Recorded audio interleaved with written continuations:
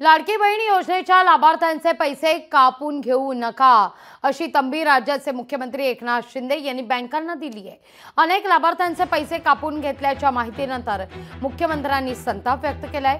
1500 किंवा याहून अधिक जर रुपये असतील तरच हप्ता दिला जात होता, त्याहून कमी असतील तर पैसे कापले जात होते।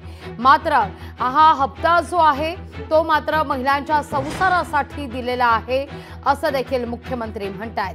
त्यामुळे पैसे कापाल तर बँकांवर कारवाई केली जाईल असं मुख्यमंत्र्यांनी इशारा दिलाय।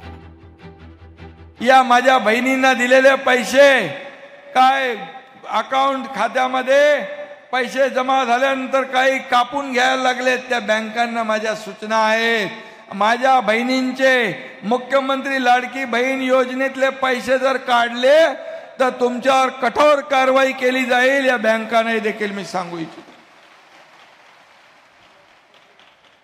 आणि मगाशी कोणतरी इथं आलं होतं, देवेंद्रजींनी त्यांना कानमंत्र दिलेला आहे, त्याप्रमाणे बरोबर कार्यक्रम करा।